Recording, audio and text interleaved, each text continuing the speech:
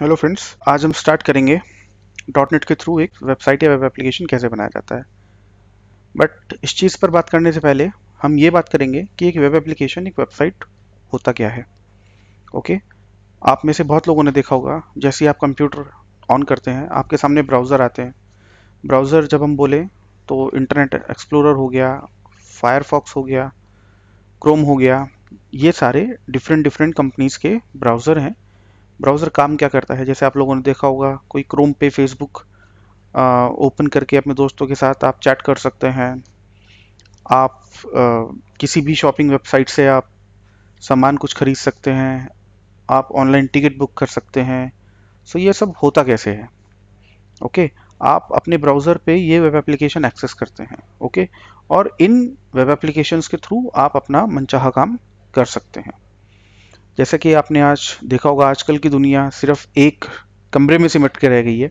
आप अपने रूम पे, अपने घर में बैठे बैठे ही, आपको बाहर जाने की ज़रूरत नहीं है। आपको शॉपिंग करना हो, आपको अपने बैंक से किसी को पैसा भेजना हो, आपको कुछ टिकट बुक करना हो, ये सब काम आप आराम से अपने घर बैठे बैठे कर सकते हैं।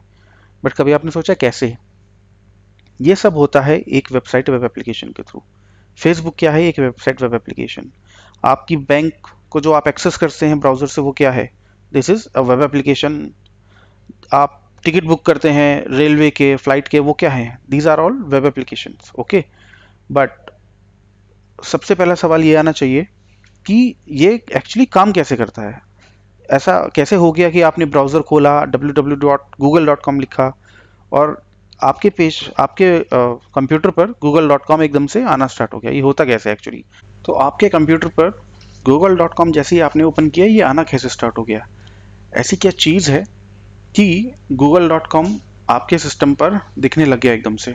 देखिए, जब हम बोलते हैं वेब एप्लीकेशन, इसमें 3 या 4 टर्म यूज़ होते हैं जो आपको जानना बहुत ज़रूरी है। ओके, एक टर्म होती है आपकी सर्वर, इंटरनेट, ब्राउज़र।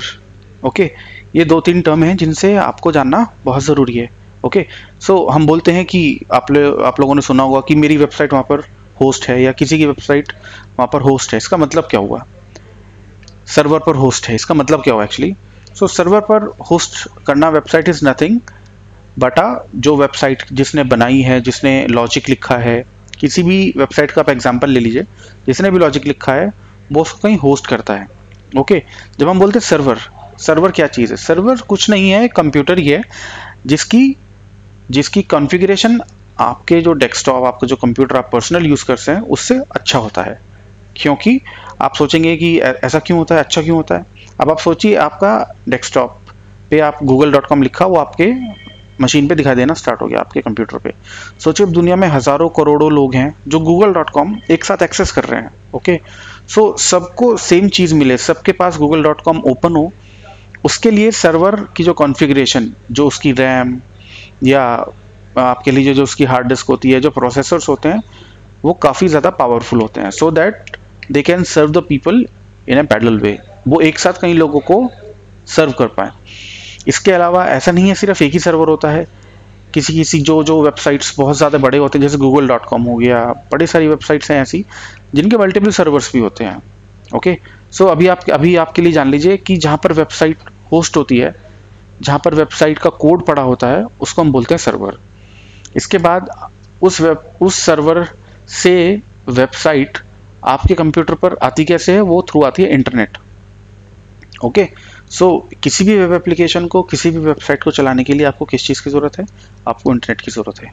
ओके, तो ये तो बड़ी एक बेसिक चीज़ें हो गई, जो कि एक इंट्रोडक्शन वाला पार्ट हो गया। तो अब हम ये जान गए हैं कि वेब एप्लीकेशन होती क्या है। ओके, अब बात करते हैं कि वेब एप्लीकेशन बनती कैसे है एक्चुअली। ओके, कि ऐसा कैसे हो गया कि आपने एक ICICI या कोई भी HDFC या कोई भी बैंक खोल लीजिए आप, और आपने पैसा ट्रांसफ़र किया और आपके दोस्त के अकाउंट में पैसा चला गया, उसने वहाँ से निकाल लिया।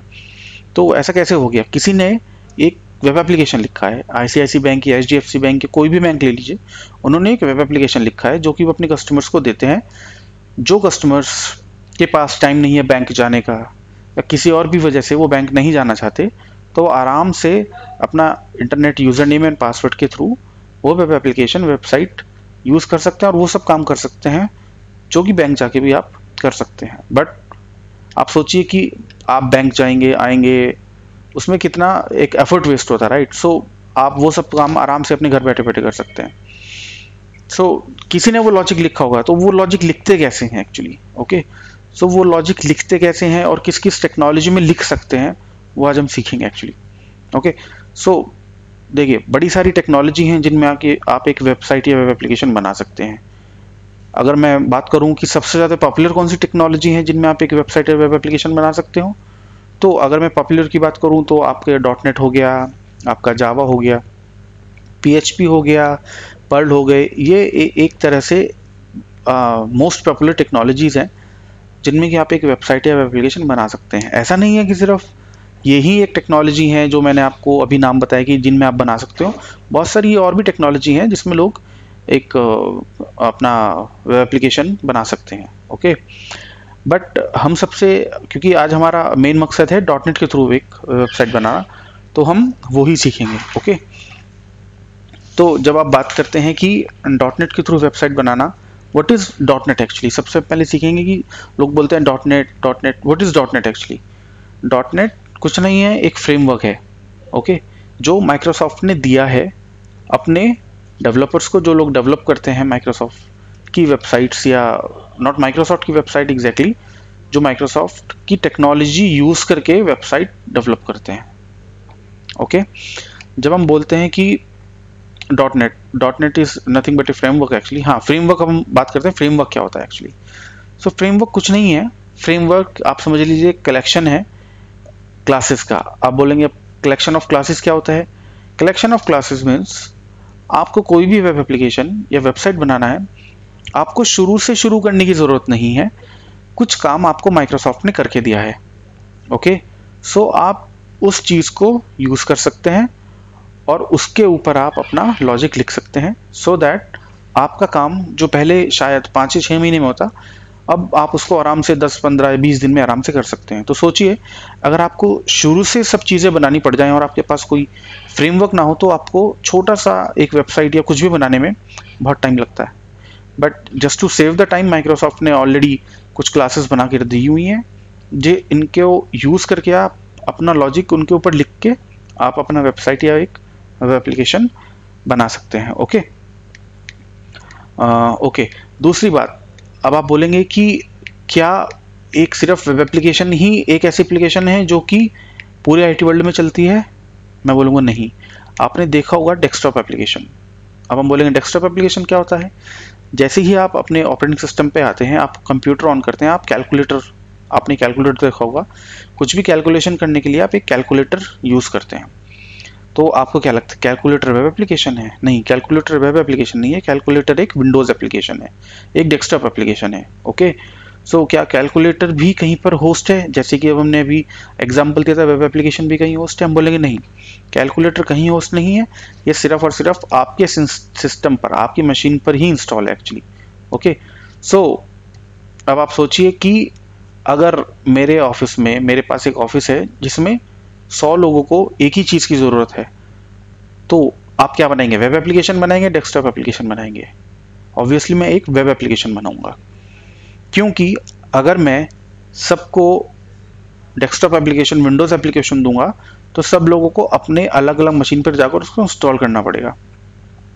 और अगर मेरे पास एक वेब एप्लीकेशन है, तो मैं कुछ नहीं करूँगा, एक सर्वर लूँगा, उसके ऊपर वेब एप्लीकेशन होस्ट कर दूंगा, और जितने भी लोग मेरे ऑफिस में हैं उसको अपने ब्राउज़र के थ्रू एक्सेस कर सकते हैं, ओके। तो इसमें हमारा फ़ायदा क्या हुआ? अब कल को सोचिए कि एक कहीं जो मैंने अपना लॉजिक लिखा, जो भी मैंने वेब एप्लीकेशन बनाया, या छोड़िए वेब एप्लीकेशन, जो भी एप्लीकेशन बनाया अभी, उसमें कहीं कुछ कमी रह गई, कुछ बग रह गया, कुछ प्रॉब्लम है, जो मुझे 5 दिन बाद पता चलती है। तो अगर आप सोचिए, मेरे ऑफिस में अगर 50 लोग हैं जिन्होंने, अगर मैं उस एप्लीकेशन को डेस्कटॉप एप्लीकेशन बनाता तो, या विंडोज़ एप्लीकेशन बनाता, तो उन 50 लोगों के सिस्टम पर जाके मुझे अलग अलग जाकर पहले उसको ठीक करना पड़ेगा। और अगर मैं उस चीज़ को एक वेब एप्लीकेशन बनाता, तो मुझे कुछ नहीं करना, बस जहाँ पर मैंने अपनी वेबसाइट को होस्ट किया है, को इंस्टॉल किया है, जिस सर्वर पर, उस पर मैं जाता, उस लॉजिक को मैं ठीक कर देता, और वो ऑटोमेटिक अपने आप सबकी मशीन पे ठीक होके ही आता, क्योंकि सब उसको ब्राउज़र के थ्रू एक्सेस करते हैं, वो वेब एप्लीकेशन उनके सिस्टम पे, उनकी मशीन पे इंस्टॉल नहीं है, वो उसको सिर्फ एक्सेस कर रहे हैं through browser actually. Okay, I think हमने यहाँ पर डिस्कशन किया है कि एक डेस्कटॉप एप्लीकेशन, एक वेब एप्लीकेशन में डिफरेंस क्या होता है। ओके, अब हम बात कर सकते हैं, जैसे हमने अभी बात की थी डॉटनेट फ्रेमवर्क क्या होता है। ओके, तो डॉटनेट फ्रेमवर्क के थ्रू आप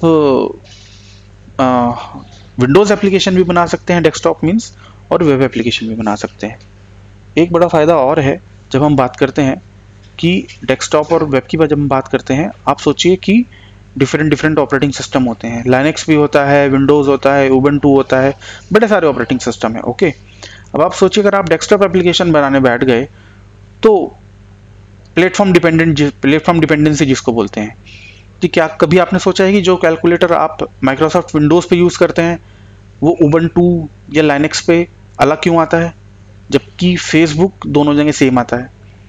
आप कभी यूज़ करिए कि जैसे ही आप माइक्रोसॉफ्ट के विंडोज़ ऑपरेटिंग सिस्टम यूज़ कर रहे हैं और कैलकुलेटर आप यूज़ कर रहे हैं, आप कैलकुलेटर वो वाला यूज़ कीजिए और किसी और ऑपरेटिंग सिस्टम पे जाइए, जैसे हम बात करते हैं लाइनक्स की, यूनिक्स की, उसके ऊपर आप कैलकुलेटर ऑन कीजिए, आपको दोनों में डिफरेंस नज़र आएगा। डिफरेंस वो नज़र क्यों आएगा, क्योंकि वो उसी मशीन पे इंस्टॉल है। ओके, और माइक्रोसॉफ्ट का जो सॉफ्टवेयर है वो लाइनक्स पे नहीं चलेगा, और जो लाइनक्स के सॉफ्टवेयर है वो माइक्रोसॉफ्ट पे नहीं चलेंगे। सो इसको हम बोलते हैं प्लेटफॉर्म डिपेंडेंसी। बट अगर आप कोई वेब एप्लीकेशन यूज़ करते हैं तो आप ब्राउज़र के थ्रू करते हैं, राइट? तो आपके पास यूनिक्स में भी ब्राउज़र है, लाइनक्स में भी ब्राउज़र है, विंडोज़ में भी ब्राउज़र है।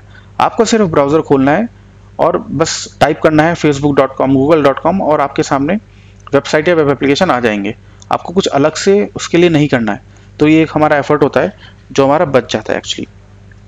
ओके, बट हाँ, अब आप बोलेंगे कि फिर अगर ऐसा है तो हम क्यों ना सारी जितने भी हमारे विंडोज़ के सॉफ्टवेयर हैं या ऐसे सॉफ्टवेयर सबको वेब एप्लीकेशन ही क्यों ना बना ले फिर हम।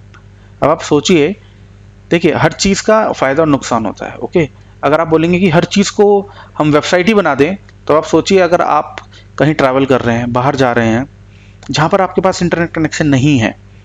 ओके, तो बिना इंटरनेट कनेक्शन के आप वेबसाइट या वेब एप्लीकेशन तक एक्सेस नहीं कर सकते, फिर आप काम कैसे करेंगे? आपको कुछ कैलकुलेशन करनी है, बोलेंगे कैलकुलेशन तो हम कर सकते हैं, बट जो कैलकुलेशन का लॉजिक है वो कहीं किसी सर्वर पे होस्ट है एज ए वेबसाइट, और हम उसको सिर्फ और सिर्फ इंटरनेट के थ्रू ही एक्सेस कर सकते हैं। बट आपके पास तो इंटरनेट अभी अवेलेबल नहीं है, तो आप कैसे यूज़ करेंगे उसको? Okay, so in that case generally लोग क्या करेंगे, लोग बोलते हैं ओके इंटरनेट कनेक्शन की जिस लॉजिक को ज़रूरत नहीं है उसको एक डेस्कटॉप एप्लीकेशन बना देते हैं जैसे कैलकुलेटर, और जिसमें हमको इंटरनेट कनेक्शन जिसको चाहिए ही चाहिए होता है तो उसको हम बनाते हैं वेब एप्लीकेशन जैसे कि फेसबुक। ओके, इसके बाद दूसरी चीज़ आती है स्पीड की। आपने देखा होगा जैसे ही आप कैलकुलेटर ऑन करते हैं वो इंस्टेंटली ऑन होता है। कैलकुलेटर जैसे ही आप ऑन करते हैं वो इंस्टेंटली ऑन होता है विदाउट अ डिले। बट जैसे ही आप फेसबुक ऑन करते हैं कुछ डिले के बाद होता है, कुछ स्लाइटली डिले। वो डिपेंड करता है आपकी इंटरनेट कनेक्शन की स्पीड क्या है, but yes it takes time actually. Okay, ऐसा क्यों है कि कैलकुलेटर तो एकदम से ऑन हो जाता है बट फेसबुक होने में टाइम लगता है? बिकॉज जो कैलकुलेटर वो आपकी मशीन पर ही इंस्टॉल है। ओके, आपकी मशीन पर इंस्टॉल है इसलिए वो एकदम से आपके सामने आ जाता है। बट जब आप www.facebook लिखते हैं ब्राउजर पे, फेसबुक एक्चुअली कहीं और इंस्टॉल है, सर्वर पे इंस्टॉल है जो हम बात कर चुके हैं। तो सर्वर से आपकी मशीन तक आने में उसको टाइम लगता है। कितना टाइम लगता है वो डिपेंड करता है आपकी इंटरनेट स्पीड क्या है। ओके, सो ये सारी चीज़ें होती हैं जो डिसाइड करती हैं कि हमें एक वेब एप्लीकेशन बनाना है या हमें एक विंडोज़ एप्लीकेशन बनाना है। ओके, अब एक तीसरी चीज़ वेब सर्विस भी होती है, उसके बारे में बात करेंगे। वेब सर्विस क्या होती है एक्चुअली, सो उसके बारे में हम बात करेंगे। तो भी हमने बात किया कि एक वेब एप्लीकेशन क्या होता है, एक डेस्कटॉप एप्लीकेशन क्या होता है, वेब एप्लीकेशन को चलाने के लिए क्या क्या चाहिए होता है, किस सिनेरियो में आप एक वेब एप्लीकेशन बनाएंगे, ऐसे कौन सी चीज़ें हैं जो आप डिसाइड करेंगे कि मुझे वेब एप्लीकेशन बनाना है या विंडोज़ एप्लीकेशन बनाना है। ओके,